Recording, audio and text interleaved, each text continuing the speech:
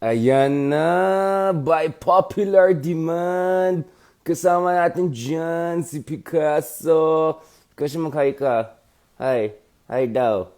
Hi daw, Picasso. Dito yung audience natin. Tingin ka dito yan na nagbibigay ng stars sa iyo kahapon.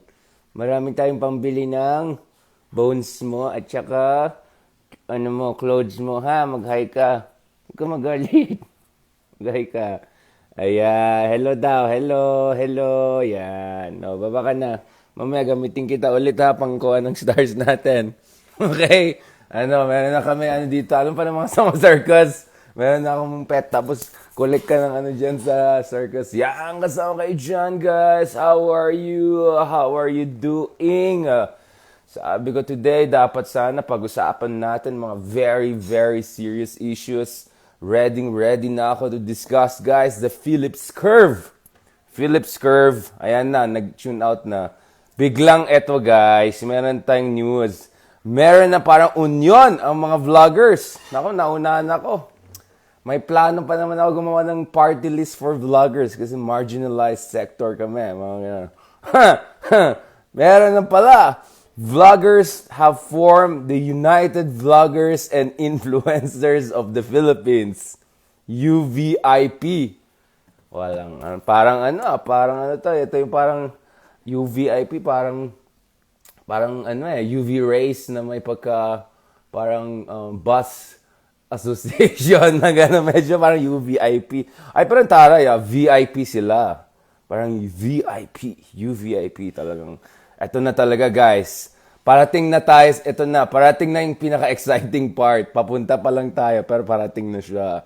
So, meron na tayong parang organisasyon. At itong bagong organization dyan, wow, talagang kasama dito. Talagang mga the best mga nandito The best mga dito. Ayan, Sangkay Janjan, Vincent Tabig, ESME TVKO, Esmet TVKO, Coach Jarrett. Ayun, talagang wow, big timers to mga to. From 970,000 subscribers. Hoy, mag-subscribe kayo sa akin. Malay nyo, baka yung susunod na Malacanang. Ako sa inyo.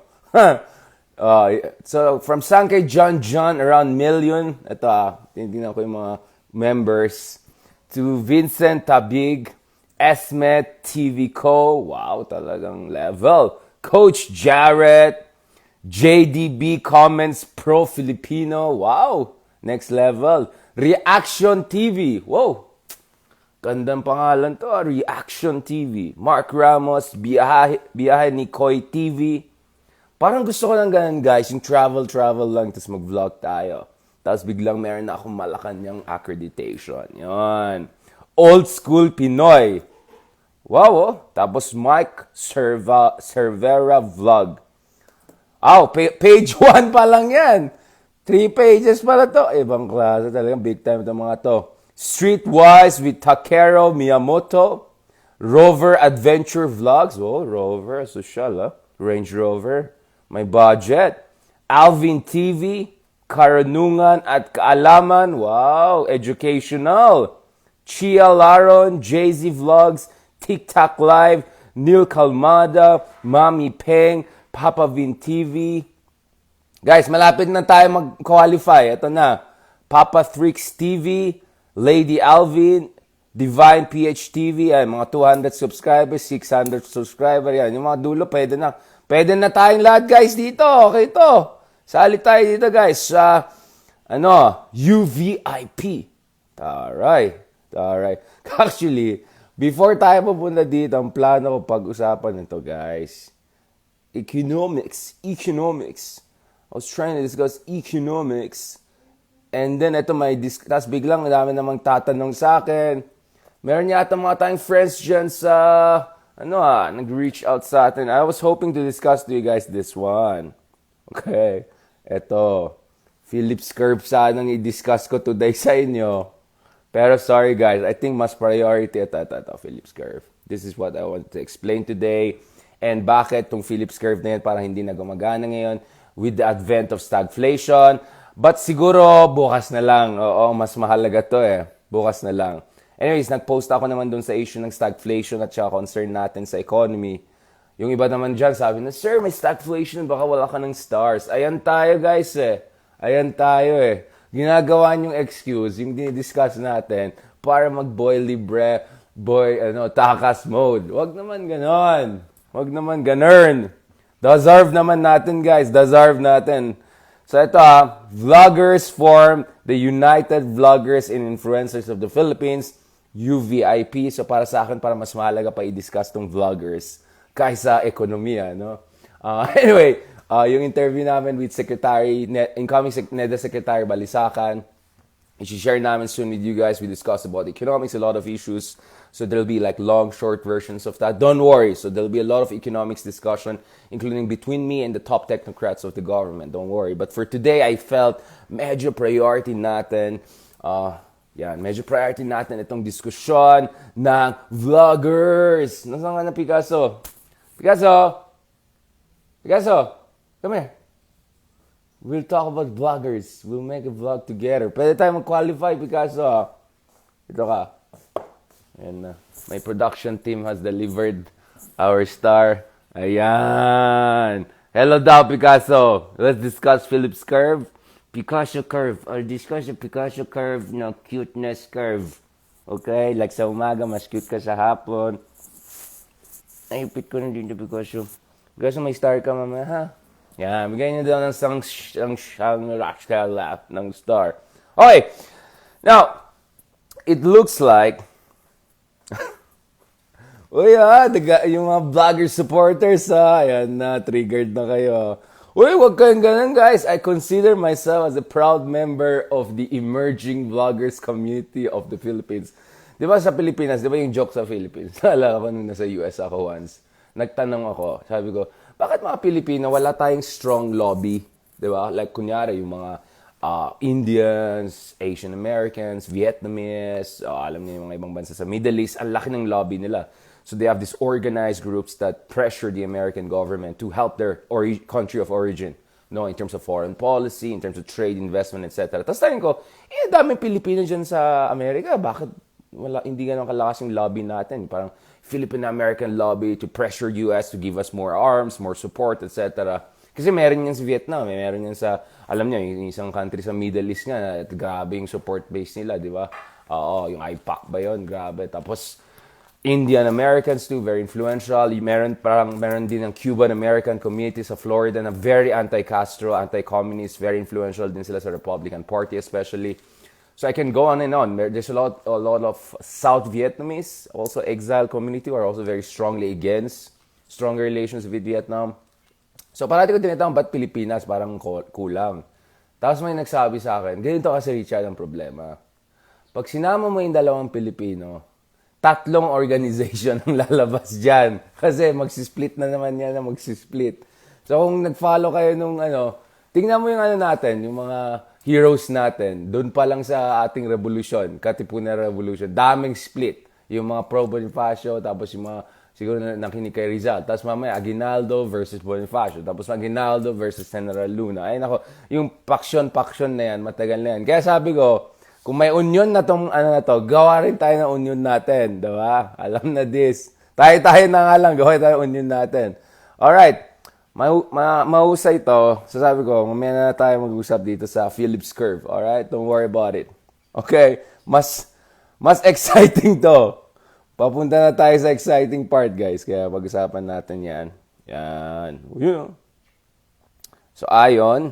So itong organization na to, guys, gagawa daw sila, meron na silang code of ethics, meron na silang, hindi na daw sila maging bias. Wow, very high level. 100% objectivity, super objectivity.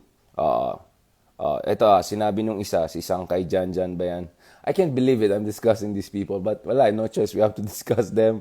We are pro-government, we are not anti-government, we'll be partner of the government. Ito yung sinabi ni John Anthony Jaboya. Kaya Sangkay Janjan kasi John Anthony Jaboya. Yeah, the man behind the YouTube channel Sangkay Janjan. Tuloy na-promote pa kita. Matuwa ka. Organizing UBIP according to Jaboya was not an idea from its leaders and members, pero galing ito sa incoming press secretary, fellow vlogger, and lawyer pa rin siya, diba? Yeah, Trixie Cruz Angeles. It's attorney Trixie really who gave us the idea to form this organization so that we vloggers wouldn't be belittled anymore. Wag naman kayo ganun, guys. Meron na kayong UVIP, VIP, high level, high class level, guys. The best talaga. Meron na silang, meron pa sila dito. May mga PowerPoint pa sila. Coach Jarrett naman, YouTube channel, presents the group's name to its members. Old school Pinoy. Talagang high level itong mga vloggers na to, ha? So, may code of ethics na sila. Very high level organizationally. May mga seminars pa sila. Wow! May mga seminars sila on objectivity. Among the values they want to uphold. Ito guys, itong pinakagusto ko dito. Napaka talagang taos-puso talaga, galing sa puso talaga yan. Winning the voices of the masses. So, sila talaga daw ang boses ng masa. Wrote Team Guapo. Ay, parang magandang yan Gawa rin tayo dyan, UVIP Guapo Edition. Yan. Wala kaming boss. Sabi, independent daw sila. Sabi ni Team Norte. We have no boss. Sabi naman ni Team Nutribon. Uy, totoo ba yan, Team Nutribon? Akala ko satire to, satirical channel. So, malabang Team Talano. Gawa tayo ng Team Talano at Team Yamashita, guys. Mamaya, marami tayong followers dyan. We continue what we do and become an inspirational leader. Ayon kay Team Nutribon. Yan po ang gagawin nila yan. So, nagkaroon po sila ng mga... meron pa silang awarding ceremony. Wow, next level na talaga itong mga ito. Meron silang seminar, awarding ceremony. Yung isa naman vlogger, meron na silang guys, draft of code of ethics. Para hindi na sila bias. Wow, talagang, dapat guys, sinituro na ito sa Columbia School of Journalism kasi very high level. Sabi dito, of course we are biased because we're pro-BBM. But it is in our code of ethics that we will not be biased. Wait lang. Hindi ko na-gets to. Ano daw? Of course, we are biased because we are pro-BBM. But it is our code of ethics that we will not be biased. So ano ba talaga? May pagkatatay style yan. Yung parang positive affirmation, ambivalence, tapos may negative sa dulo, tapos, wait, what? Alright, ito. Basahin nyo to. Send ko sa inyo. Ulitin ko sinabi ng isang vlogger nila. Of course, we are biased because we are pro-BBM. But it is in our code of ethics that we will not be biased. So, ano mangyayari dito? Ano na? Alright. So, pattern daw sila, guys. Wow, high level. After the code of the kapisanan ng mga broadcaster ng Pilipinas, KBP po ang magiging standards nila, which says ethical standards for over 50-member news organization. So, sabi ng isang vlogger, if the Marcoses make a mistake, we will release it. Wow, talagang sige. Of course, wala naman mistake, guys, kasi perfect naman andyan na lahat. Unity, guys, ang solution sa lahat. So, I'm sure wala naman kailangan i-point out dito. So, interesting. Things really are moving. Wala naman daw agenda. They're very very independent, very accountable. So, many UVIP members daw, they're pushing back against yung mga tinatawag nila na fake stream media and bias media. Bias media, hindi man lang biased media. Bias media. Tapos ito, sabi ng isang vlogger, pagdating dito sa code of ethics nila, bawal na lahat, government projects na lang ang ipapakita daw nila. Tapos ang strength daw nila, kasi boses daw sila ng casual, unfiltered, and Marcos-serving broadcast, ang sabi dito. Alright, so ipopost ko yan So, of course, naging itong issue ng vloggers and accreditation of vloggers, and some people are saying even the, glamorization of vloggers and bloggers without any, consideration for more traditional ethics of journalism, etc., etc. Okay, before going there, let me start. Let me try to be fair, guys. Let me give you the big picture, right? Kasi pangako natin dito, guys, hindi tayo maging bias, right? So, ang style ko dito is, let's look at the big picture. So, first of all, before going to, because first of all, I'm a teacher, right? First and foremost, I'm a thinker. So, yes, I have my own vlogs. Yes, I work with mainstream media, definitely, right? I'm happy and proud about that I can work with the biggest news organizations in the world. Minsan pa nga, 4 pa yung BBC interview nila. Okay, sabi ko, pamigay ko pa yung sa interview. Now, okay, no, seriously. But let me first start with my critique of mainstream media so that you can also see where I'm coming from. Because hindi naman ako yung tipong, ay, hindi, mainstream media, perfect, tapos kayo mali. Or, oh, kayo perfect, sila mali. Yan kasi yung problema eh. Binary tayo mag-isip. Yung binary thinking na yan is one of the biggest sources of problems in our country, especially and around the world. Yung idea na kung mali yung kabila, automatically tama yung kabila. When in fact, what you have to do is you have to properly assess the pros and cons of each side. And sometimes, may tinatawag dyan na false equivalence, that the mistakes of one side doesn't justify the mistakes of the other side. Or the imperfections of one side doesn't necessarily, obviate, right? Or expunge the more egregious mistakes of the other side. So itong binary thinking and false equivalence, ito classroom, binary thinking and false equivalence, these two tend to be very serious problems in our general public thinking process. No? So, yan ang tingnan natin yan. Alright, ayan na yung mga comment na one-sided. Now, so, before I go to the discussion of this very highly glamorous new organization, let me talk about my concerns with mainstream organizations. Now, to be fair, if you look at mainstream media, they have people who have been trained in journalism, nag-aral ng hindi lang 4 na taon. Yung iba sa kanila, nag-masters pa sila, nag-graduate school sila abroad, whether in Colombia, whether in, let's say, National University of Singapore, whether in Malaysia and Germany, etc. So these people have been trained by the top journalism schools in the world, or at least in the Philippines, for instance. Marami dyan galing dyan sa UP Mascom, Broadcom. At alam nyo, medyo quota course yan, lalo yung Broadcom, ang hirap pumasok dan. And you're talking about people who have been trained in the basic, ethics and in terms of journalism, objective journalism, how to write, how to present. Mahirap yan. Actually, nung college ako, nakasama ko yung isang mga Broadcom people just for a small project.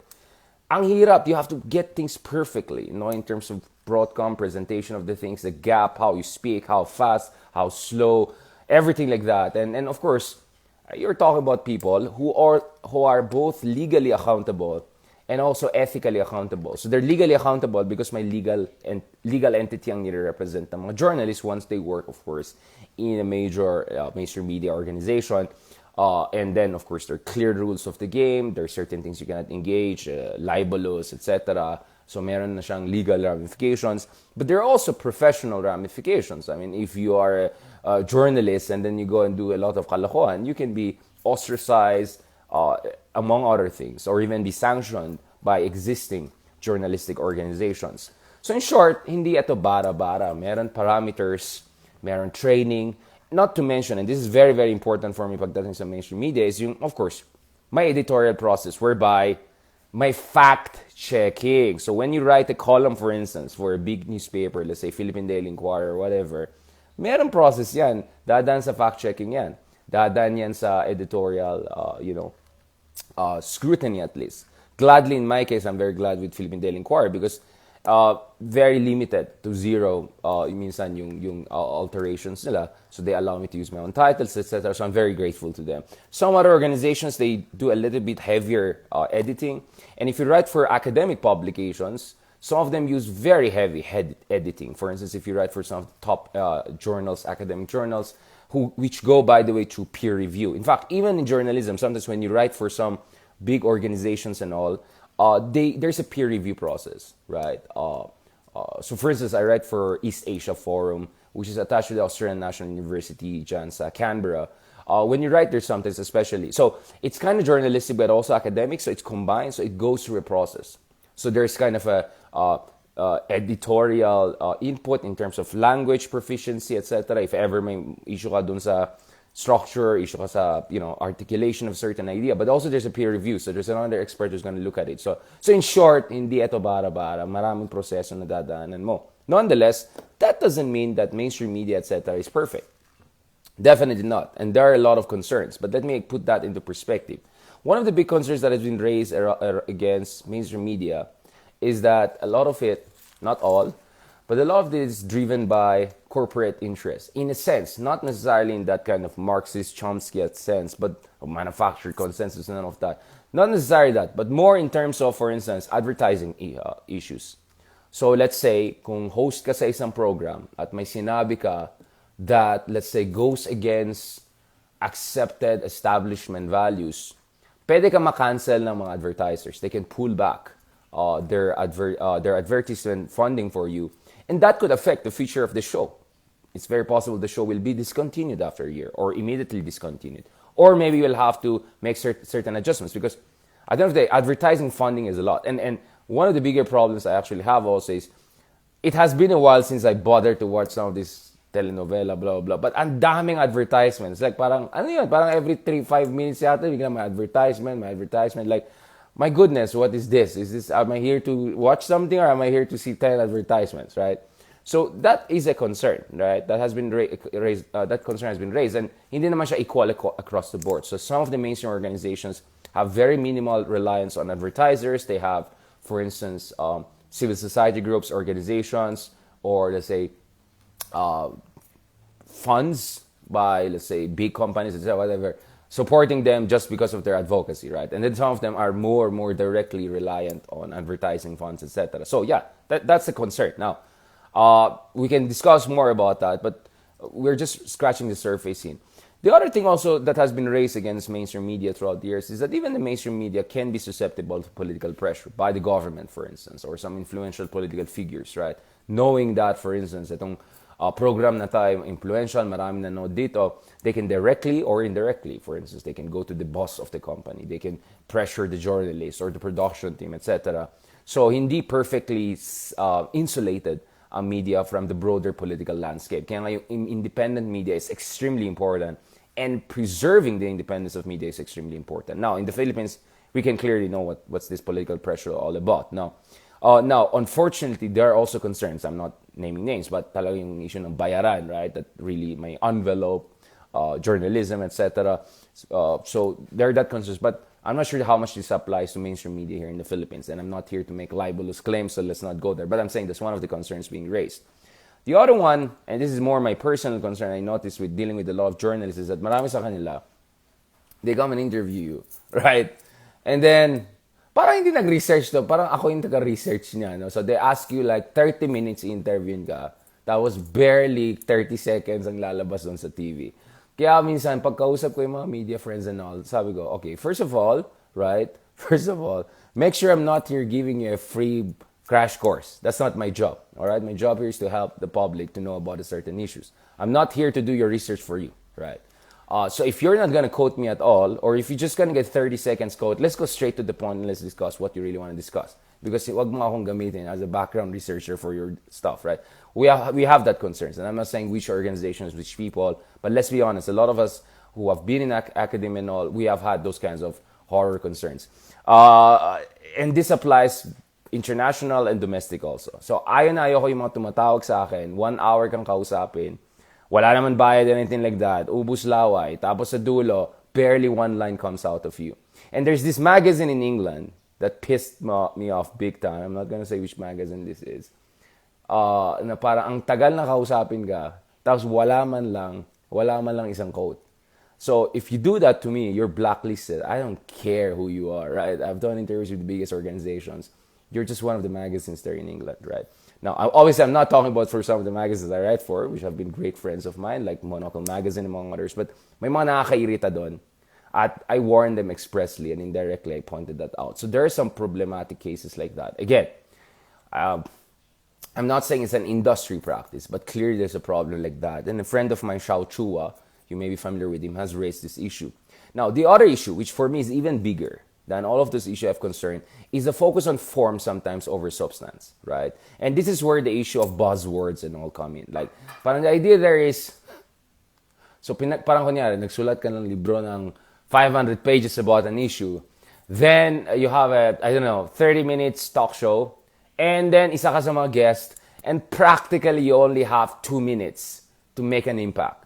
So if you're not witty, if you're not, you know what I'm saying, wala kang K-factor, etc., boom, baka hindi ka na maimbita. Baka hindi ka maimbita to begin with. So dapat may pagka-star factor ka, etc. And then you use that 2 minutes to have your moment of fame and make some very witty comment, kahit medyo vacuous na hindi malalim, etc. And then, so you are forced to compress very complicated issues into some sort of buzzwords and cute comments and some posturing and good looks and all of that. That tends to be an issue that has been raised. And not to mention, I mean, like, sometimes you like saying, this person is there. Is this person really good in what they're doing? Or maybe because they really look good on camera, right? You know what I'm saying?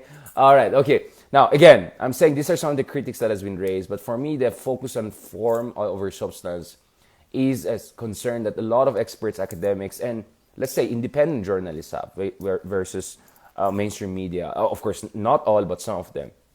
And then, this is the other concern. So you can see I'm raising a lot of concern with mainstream media. So sabing one-sided, umais kayo, di ba?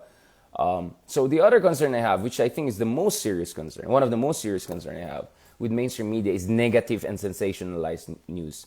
In fact, I would argue that one of the reasons why President Duterte was able to convince a lot of Filipinos na magiging narco state na tayo, eto na, my goodness, magiging Mexico, Colombia, magta-take over ng mga drug lords, ganun, is because, tingnan mo naman yung news natin, di ba? Tingnan mo yung mga evening news. Lalo lang yung isa. Naalala ko, bata pa lang ako, na my first exposure to news was like, patay, na-salvage, na ganito si ganyan, ganito, ganyan. It's all about crime and like murder, and it's like, it's sensationalized, etc. Grabe. Of course, bad things happening, but bakit focus lang tayo sa mga yan? There's so many other things to discuss, right?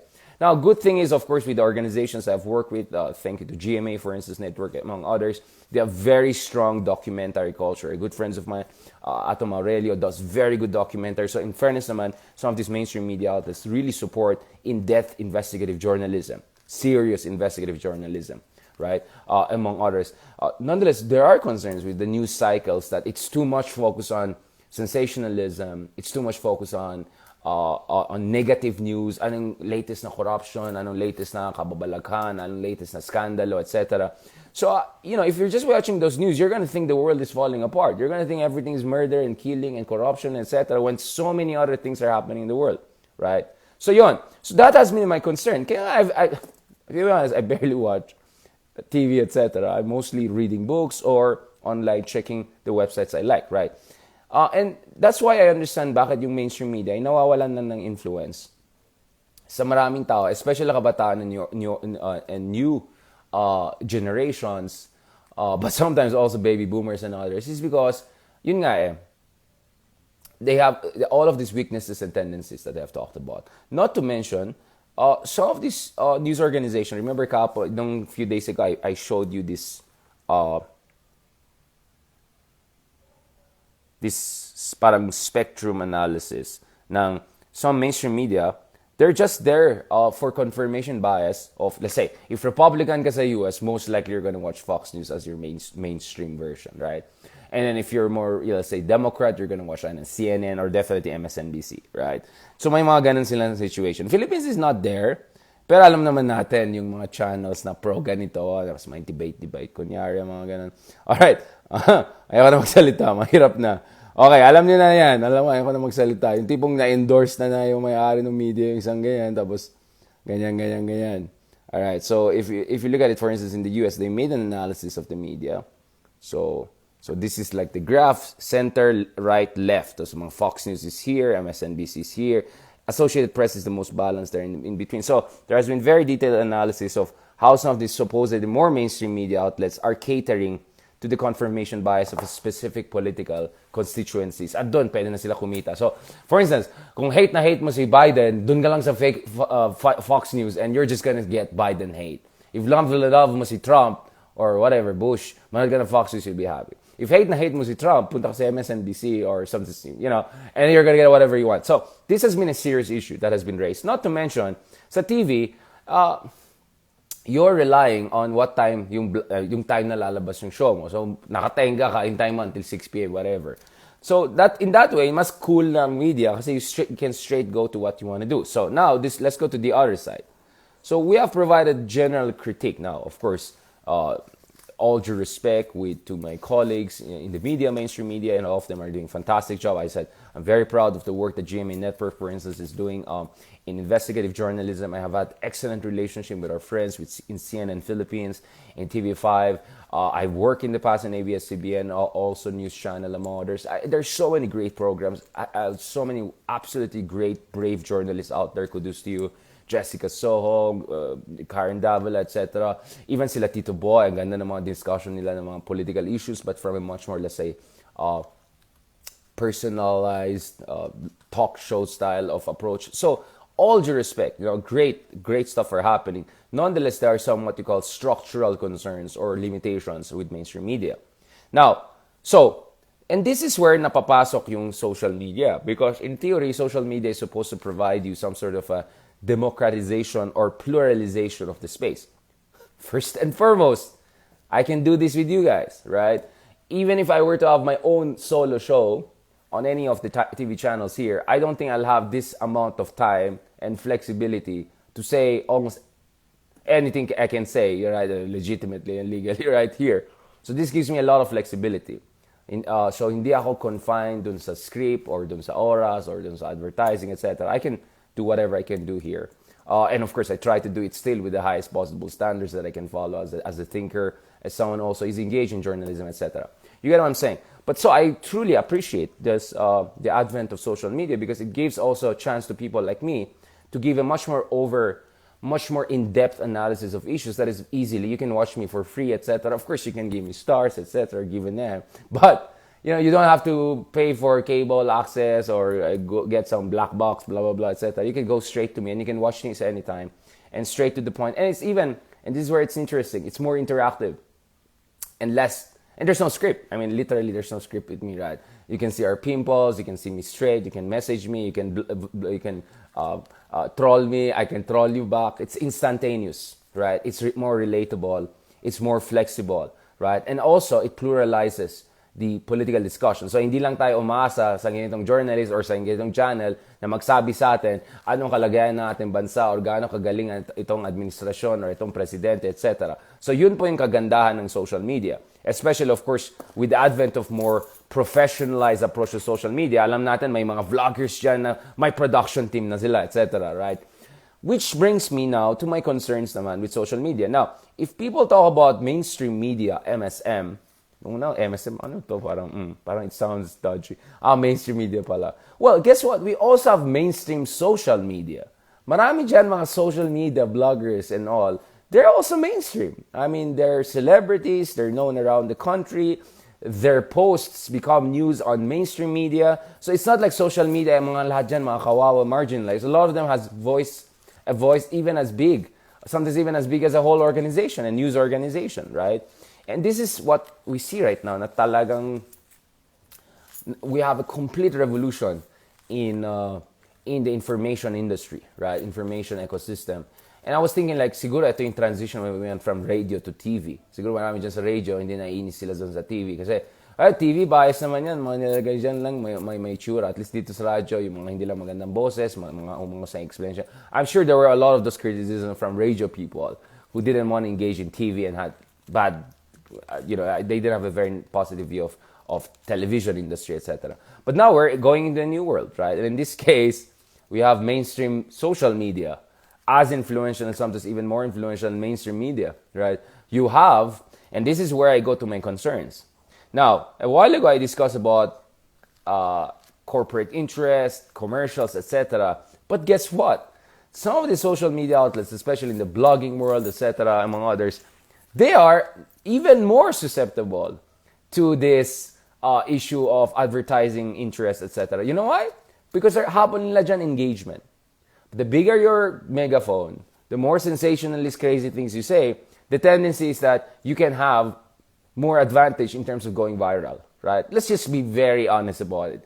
Anong pinaka nagva-viral sa social media? Yung ba yung pinaka malalim na ano? Hindi. Ano nagva-viral sa social media usually? Yung pinaka bardagulan, balahuran. I can tell it myself. Like, yes, we have done a number of stuff that had million views or tens of thousands of likes, etc. But I'll admit it, a lot of times na nag-viral yung mga comments ko on social media is yung medyo may sarcasm na, no, or alam mo, medyo naughty, di ba? Medyo may pagkabardagulan. Let's be honest about it. And that's my problem, man. That's my problem. Now, the social media world is even more vulnerable to sensationalization and even more vulnerable to concerns over monetization because engagement is a primary issue for a lot of vloggers. They're looking just for any contents just to push up their engagement and follower number. Let's just be brutally honest about it.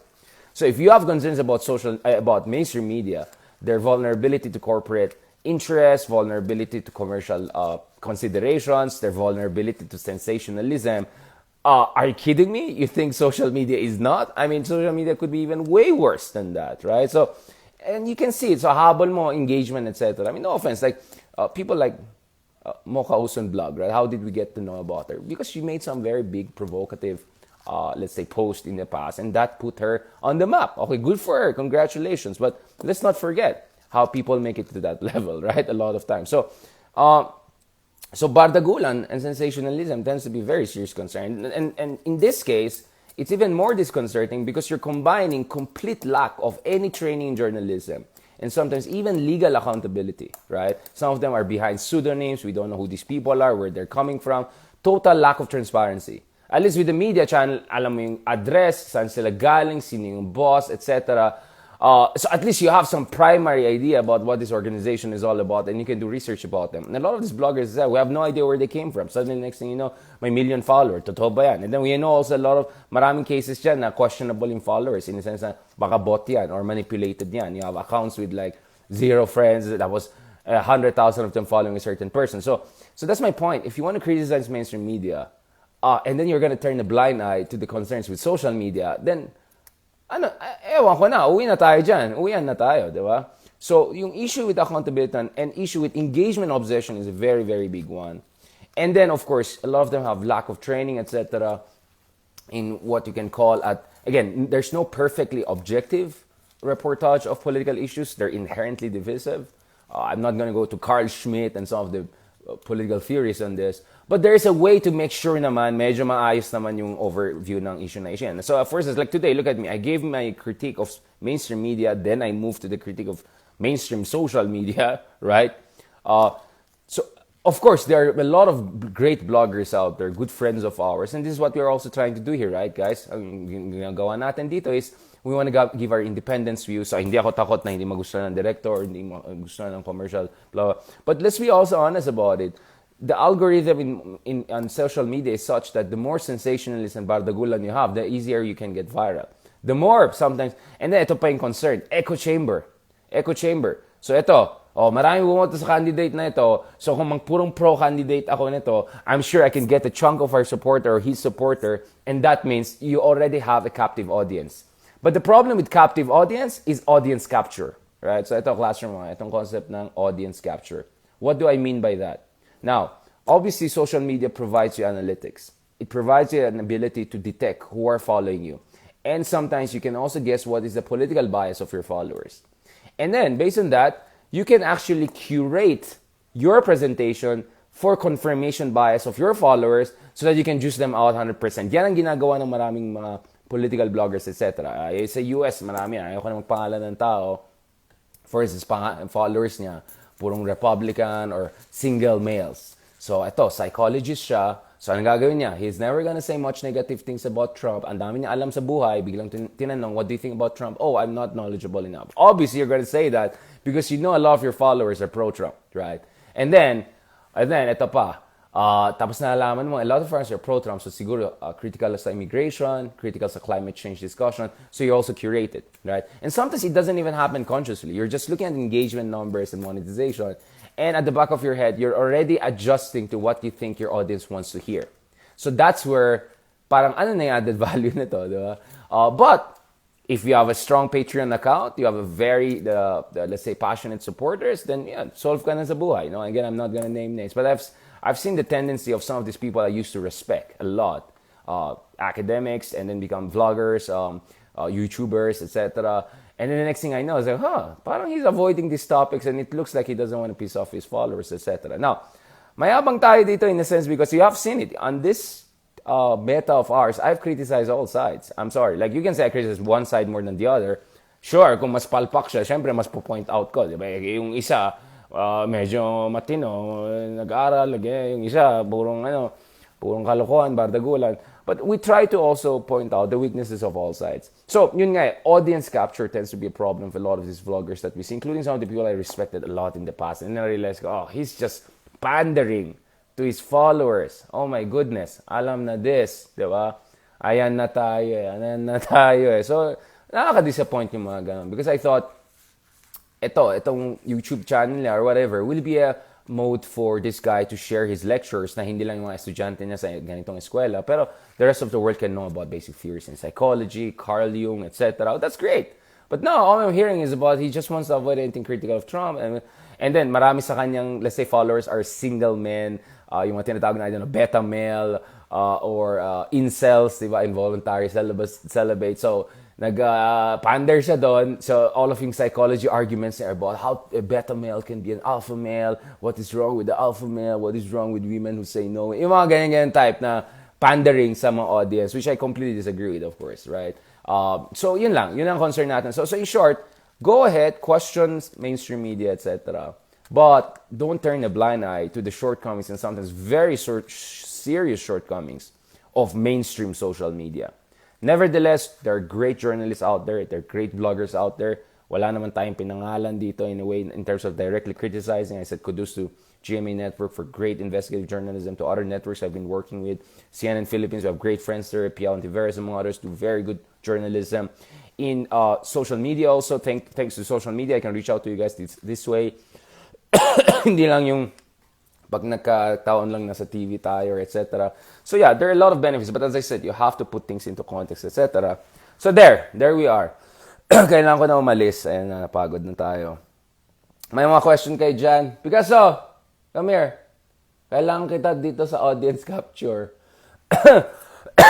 Yan tayo, audience bias. Yeah, so thank you sa mga friends natin dyan. Ayan, vlogging is 90% self, 10% others. Ano yan, Liz? Thank you for supporters natin from all around the world. Supporters natin dyan sa California, Australia, my mates, my friends. Friends natin dyan sa...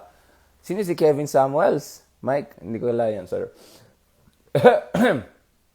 Mga friends natin dyan sa Pilipinas, sa Quezon City, dito sa San Diego, California, sa Canada, sa Europe, sa gitnang silangan, United Arab Emirates, Bahrain, Saudi Arabia, yan. Thank you sa inyo. Kaya sabi ko, if you go to here, well, I'm not 100% objective. Ayaw ko talaga ng palpak at mandanakaw at corrupt na tao. Hindi ko nakasalanan yan.